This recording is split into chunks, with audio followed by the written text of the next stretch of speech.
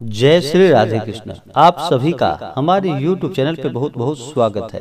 आइए आज सुनते हैं माघ मास कृष्ण पक्ष चतुर्दशी तिथि के दिन नरक निवारण चतुर्दशी और मासिक शिवरात्रि व्रत की कथा। नरक निवारण चतुर्दशी का व्रत हर वर्ष माघ माह कृष्ण पक्ष की चतुर्दशी तिथि के दिन नरक निवारण चतुर्दशी का व्रत किया जाता है। इस व्रत को ज्यादातर मिथिलांचल में मनाया जाता है और बिहार के कई जगहों के बाद अन्य जगहों पर भी इस व्रत को मनाया जाता है।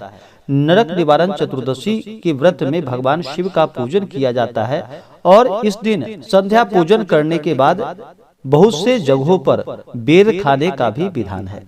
जो भी नरक निवारण चतुर्दशी का व्रत करते हैं उन्हें नरक का भोग नहीं भोगना पड़ता है, उन्हें नरक नहीं जाना पड़ता है। इस व्रत को करने से भगवान शिव अपना कृपा प्रदान करते हैं। इस व्रत में भगवान शिव का पूरे विधि विधान के साथ पंचोपचार या खोटोपचार पूजन विधि के द्वारा पूजन करना चाहिए। इससे भगवान अति प्रसन्न होते हैं। और वहीं पे मासिक शिवरात्रि के व्रत में भी भगवान शिव का पूजन किया जाता है। मासिक शिवरात्रि के दिन इस दिन रात्रि में और दिन में भी भगवान शिव का पूरे विधि विधान के साथ पूजन किया जाता है। मासिक शिवरात्रि के व्रत में भगवान शिव का 4 प्रहर पूजन किया जाता है रात्रि में, और अगले दिन जाकर के इस व्रत का पारण किया जाता है। मासिक शिवरात्रि और नरक निवारण चतुर्दशी के दिन इस दिन भर उपवास रहते हुए इस व्रत को करना चाहिए। इस व्रत में अन्न ग्रहण नहीं करना चाहिए। आप चाहें तो संध्या के बाद एक समय फलाहार ग्रहण कर सकते हैं। मासिक शिवरात्रि का व्रत तथा नरक निवारण चतुर्दशी का व्रत यह सभी प्रकार के पापों को नष्ट करने वाला और सभी प्रकार के सुख और समृद्धि को प्रदान करने वाला है और भगवान शिव अपना विशेष कृपा प्रदान करते हैं। इस बार मासिक शिवरात्रि का व्रत और नरक निवारण चतुर्दशी का व्रत जो कि 30 जनवरी 2022 दिन रविवार को मनाया जा रहा है।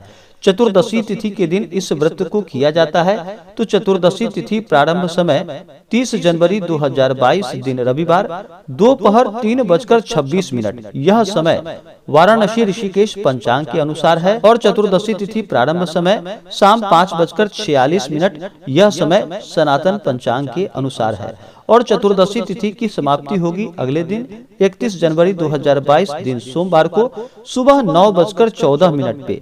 यह समय वाराणसी ऋषिकेश पंचांग के अनुसार है और चतुर्दशी तिथि की समाप्ति दोपहर 2:19। यह समय सनातन पंचांग के अनुसार है। तो आइए आज सुनेंगे नरक निवारण चतुर्दशी के दिन मासिक शिवरात्रि व्रत की कथा। अगर आप नरक निवारण चतुर्दशी पर या मासिक शिवरात्रि पर ब्राह्मण दक्षिणा, अन्नदान, वस्त्रदान आदि देना चाहते हो तो आप अपने श्रद्धा और सामर्थ्य के अनुसार हमें डिस्क्रिप्शन में जाकर के वहां से गूगल पे, फोन पे या अकाउंट नंबर के माध्यम से आप हमें ब्राह्मण दक्षिणा अपने श्रद्धा और सामर्थ्य के अनुसार प्रदान कर सकते हैं।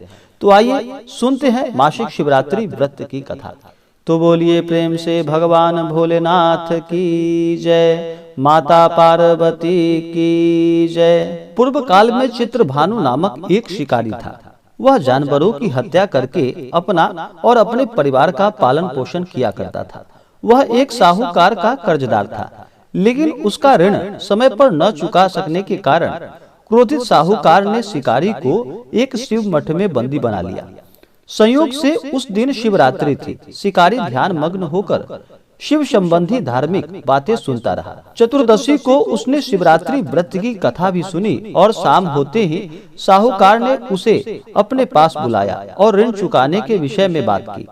शिकारी अगले दिन सारा ऋण लौटा देने का वचन देकर बंधन से छूट गया। अपनी दिनचर्या के अनुसार वह जंगल में शिकार के लिए निकला, लेकिन दिन भर बंदी गृह में रहने के कारण भूख प्यास से व्याकुल था। शिकार खोजता हुआ वह बहुत दूर निकल गया।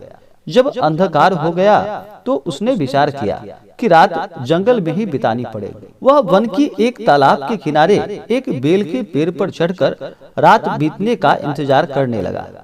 बिल्व वृक्ष के नीचे शिवलिंग था जो कि बिल्व पत्रों से ढका हुआ था। शिकारी को उसका पता न चला। पड़ाव बनाते समय उसने जो टहनियां तोड़ी थी वे संयोगवश शिवलिंग पर गिरती चली गई। इस प्रकार दिन भर भूखे प्यासे शिकारी का व्रत भी हो गया और शिवलिंग पर बेलपत्र भी चढ़ गया।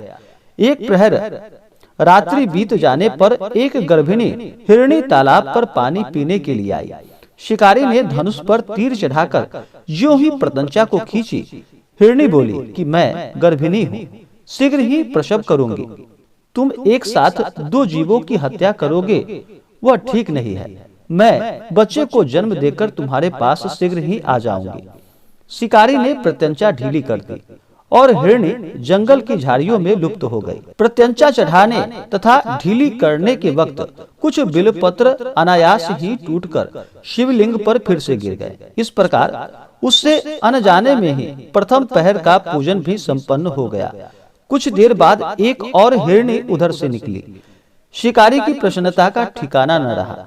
समीप आने पर उसने धनुष पर बाण चढ़ाया। तब उसे देखकर हिरणी ने विनम्रता पूर्वक निवेदन किया कि हे शिकारी, मैं थोड़ी देर पहले ऋतु से निवृत्त हुई हूँ, कामातुर विहरणी हूँ, अपने प्रिय की खोज में भटक रही हूँ। अपने पति से मिलकर शीघ्र ही तुम्हारे पास लौट आऊंगी।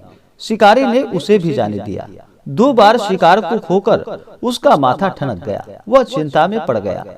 रात्रि की आखिरी पहर बीत जाने पर इस बार भी धनुष से लगकर कुछ बिलपत्र शिवलिंग पर जा गिरा तथा दूसरे प्रहर की भी पूजा उससे संपन्न हो गई। तभी एक अन्य हिरणी अपने बच्चों के साथ उधर से निकली। शिकारी के लिए यह स्वर्णमयी अवसर था। उसने धनुष पर तीर चढ़ाने में देर नहीं लगाई। वह तीर छोड़ने ही वाला था कि हिरणी बोली कि हे शिकारी, मैं इन बच्चों को इनके पिता के हवाले कर लौट आऊंगी। इस समय मुझे मत मारो। शिकारी हंसा और बोला कि सामने आए हुए शिकार को छोड़ दूं, मैं ऐसा मूर्ख नहीं। इससे पहले मैं 2 बार अपने शिकार को खो चुका हूँ। मेरे बच्चे भूख प्यास से व्यग्र हो रहे होंगे।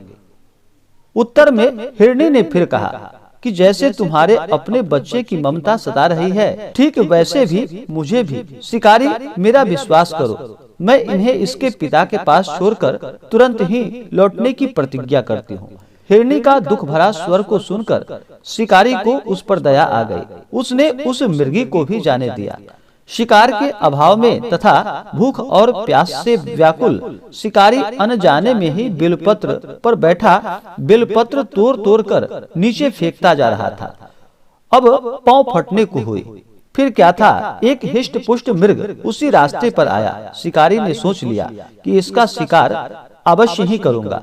शिकारी की तनी हुई प्रत्यंचा को देखकर मृग विनीत स्वर में बोला कि हे शिकारी, यदि तुमने मुझसे पूर्व आने वाली 3 मृगियों तथा छोटे बच्चे को मार डाला है तो मुझे भी मारने में विलंब मत करो, ताकि मुझे उनके वियोग में एक क्षण भी दुख न सहना पड़े।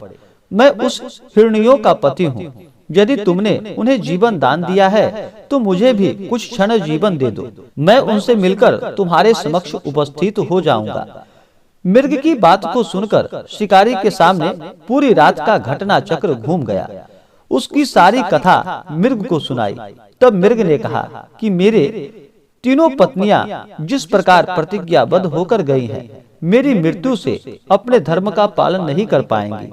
अतः जैसे तुमने उन्हें विश्वास पात्र मानकर छोड़ा है, वैसे ही मुझे भी जाने दो। मैं उन सब के साथ तुम्हारे सामने शीघ्र ही उपस्थित हो जाऊंगा। शिकारी ने उसे भी जाने दिया। इस प्रकार सुबह हो आई। उपवास, रात्रि जागरण तथा शिवलिंग पर बिलपत्र चढ़ाने से अनजाने में ही उससे भगवान शिव की शिवरात्रि की पूजा पूर्ण हो गई। पर अनजाने में ही की हुई पूजा का परिणाम उसे तत्काल मिला। शिकारी का हिंसक हृदय मानो निर्मल हो गया। उसमें भगवत शक्ति का वास हो गया। थोड़ी ही देर बाद वह मृग सपरिवार शिकारी के समक्ष उपस्थित हो गया ताकि वह उनका शिकार कर सके। किंतु जंगली पशुओं की ऐसी सत्यता, सात्विकता एवं सामूहिक प्रेम भावना देखकर शिकारी को बड़ी ग्लानि हुई। उसने मृग परिवार को जीवन दान दे दिया और अनजाने में शिवरात्रि के व्रत का पालन करने पर भी शिकारी को मोक्ष की प्राप्ति हुई। जब मृत्यु काल में यमदूत उसके जीव को लेने आए तो शिवगणों ने उन्हें वापस भेज दिया तथा शिकारी को शिवलोक लेकर चले गए। भगवान शिव जी की कृपा से अपने इस जन्म में राजा चित्रभानु अपने पिछले जन्म को याद रख पाए तथा शिवरात्रि के महत्व को जानकर उसका अगले जन्म में भी पालन कर पाए। इस प्रकार से भगवान शिव की कृपा से उसका मन परिवर्तन हो गया तथा उसके सभी पाप और कष्ट दूर हो गए। तो बोलिए प्रेम से भगवान भोलेनाथ की जय, माता पार्वती की जय। शिवरात्रि के व्रत की महिमा तो हम सभी जानते हैं। वही मासिक शिवरात्रि का व्रत भी बहुत महत्व रखता है। कहा जाता है कि इस दिन व्रत करके और भगवान भोलेनाथ की सच्चे दिल से आराधना करने पर सभी मनोकामनाएं पूर्ण होती है। इस दिन व्रत करने से व्यक्ति की समस्याएं दूर हो जाती है। वहीं कुमारी कन्याओं के यह व्रत करने से मनोवांछित फलों की प्राप्ति होती है। शिव पुराण के अनुसार जो भी सच्चे मन से इस व्रत को करता है उसकी इच्छाएं भगवान शिव की कृपा से अवश्य ही पूर्ण होती हैं। शिवरात्रि के व्रत में या महाशिवरात्रि के व्रत में भगवान शिव का पूरे विधि विधान के साथ पूजन किया जाता है। हर वर्ष महाशिवरात्रि का व्रत जो कि फाल्गुन माह के कृष्ण पक्ष की चतुर्दशी तिथि के दिन मनाया जाता है, वहीं पर शिवरात्रि का व्रत हर माह में कृष्ण पक्ष की चतुर्दशी तिथि के दिन शिवरात्रि का व्रत किया जाता है। दोनों का कथा एक ही है और दोनों ही व्रत में भगवान शिव तथा शिव परिवार का पूजन किया जाता है। जब भी भगवान शिव का पूजन किया जाता है तो साथ में शिव परिवार का भी पूजन करना चाहिए। इससे भगवान अति प्रसन्न होते हैं। किसी भी पूजन, किसी भी शुभ कार्य या मांगलिक कार्यों में सबसे पहले तो भगवान गणेश का स्मरण करना चाहिए, पूजन करना चाहिए। भगवान गणेश सभी प्रकार के विघ्न बाधाओं को दूर करने वाले हैं। उसके बाद फिर नंदी जी का पूजन करना चाहिए। उसके बाद शिव गणों का, शिव परिवार का पूजन करना चाहिए और अंत में विशेष प्रकार से फिर भगवान शिव और माता पार्वती का पूजन करना चाहिए। भगवान भोलेनाथ ही एक ऐसे देव हैं जो कि अपने भक्तों के ऊपर थोड़े से जल से ही प्रसन्न हो जाते हैं और अपना कृपा बरसाते हैं। तो भगवान शिव का पूरे विधि विधान के साथ पूजन करना चाहिए। कम से कम अगर कुछ ना कर पाए तो भगवान शिव के ऊपर जल और बेलपत्र अवश्य ही चढ़ाना चाहिए, 3 पत्तों वाला। भगवान शिव को विशेष प्रकार से प्रसन्न करने के लिए भगवान शिव का जल से अभिषेक करे, पंचामृत से अभिषेक करे या दूध, दही, घी, मध, शक्कर अलग अलग भी आप भगवान को अर्पित कर सकते हैं या पंचामृत आप भगवान को अर्पित करें। उसके बाद भगवान को शुद्ध गंगा जल चढ़ाए। उसके बाद भगवान को वस्त्र चढ़ाना चाहिए। वस्त्र के बाद यज्ञोपवीत अर्पित करे। उसके बाद भगवान को अक्षत, चंदन, पुष्पों की माला भगवान को अर्पित करे। भगवान भोलेनाथ को बिल्वपत्र अति प्रिय है। बिल्वपत्र पे राम का नाम लिख करके या नमः शिवाय लिख करके भगवान शिव के ऊपर 3 पत्तों वाला बिल्वपत्र जो कि साफ और सुथरा हो वह चढ़ाना चाहिए। इससे भगवान अति प्रसन्न होते हैं। बिल्वपत्र चढ़ाते समय इन मंत्रों का उच्चारण करें तो लाभकारी होगा। मंत्र ओम त्रिदलम त्रिगुणाकारम त्रिनेत्रम च त्रिधायुधम त्रिजन्म पाप संहारम बिल्वपत्रम शिवार्पणम या ओम नमः शिवाय। इन मंत्रों का उच्चारण करते हुए भगवान शिव को बिल्वपत्र अर्पित करना चाहिए। स्त्रियां ओम का उच्चारण ना करे, स्त्रियां केवल भगवान का नाम जप करे। नमः शिवाय का उच्चारण करके भगवान को बिल्वपत्र अर्पित करे या सभी प्रकार के पूजन का सामग्री भी आप अर्पित कर सकते हैं। बिल्वपत्र चढ़ाने के बाद भगवान को भांग, धतूरा, शमी पत्र आदि अर्पित करें। उसके बाद भगवान को धूप और दीप दिखाएं। अनेक प्रकार का नैवेद्य अपने श्रद्धा और सामर्थ्य के अनुसार भगवान को अर्पित करें। उसके बाद द्रव्य और दक्षिणा चढ़ाएं।